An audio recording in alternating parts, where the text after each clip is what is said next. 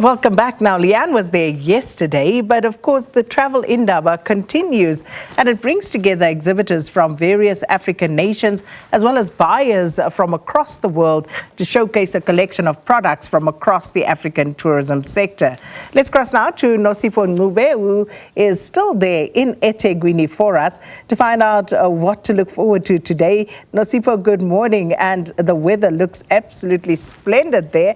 But talk to us about the Travel Indaba. Of course, always a hype of activity, always pleasant. But what's happening today?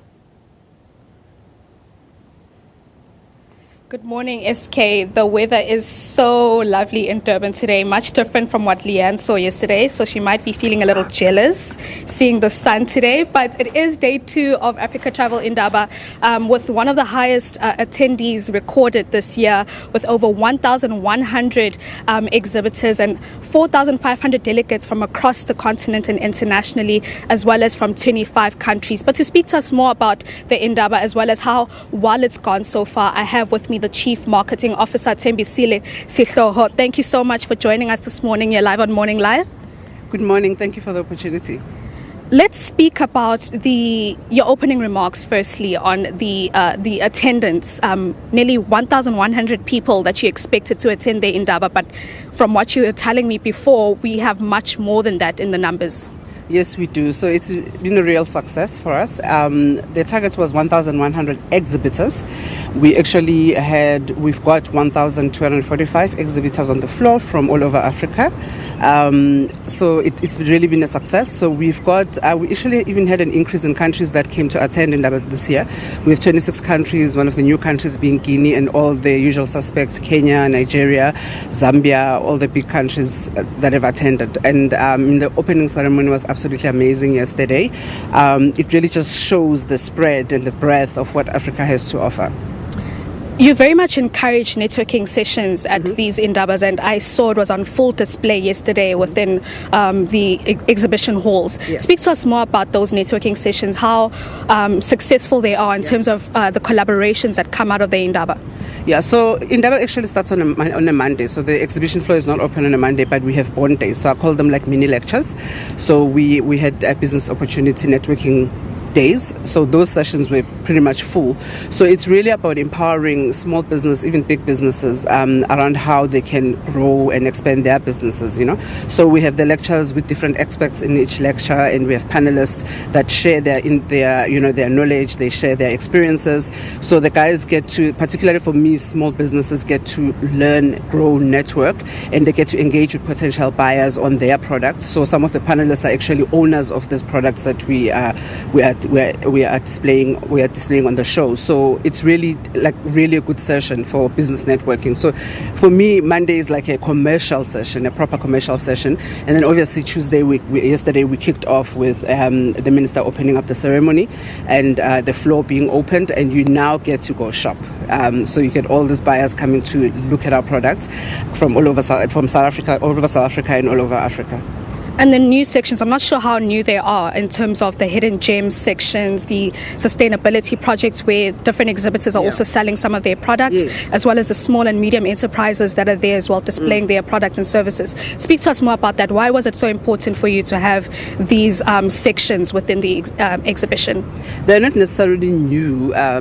Maybe I think one of them is probably new, but I think in terms of our economy, and we are in an economy where there's a shortage of jobs, and we know that tourism is one of the key sectors that contribute to job creation. So small and medium enterprises are quite important for us, and those are the opportunities that we give them to display their businesses. Some of these guys will never have the opportunity to have their businesses displayed in an international platform like this.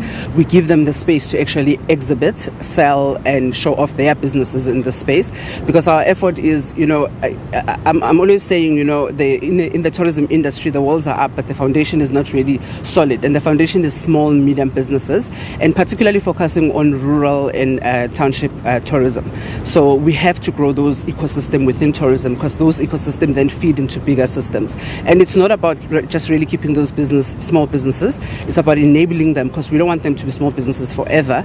We want them to grow to be big businesses in future, because those people are the people that are going to employ the people and increase the numbers and the economic contribution of tourism into our country. Thembisile, how do you measure the success of the Indaba with each year? I mean, obviously, there'll be a growing number of exhibitors and attendees, but how do you really sit down and say, okay, this is what has come out of the Indaba, this is what people are saying, the feedback that you receive?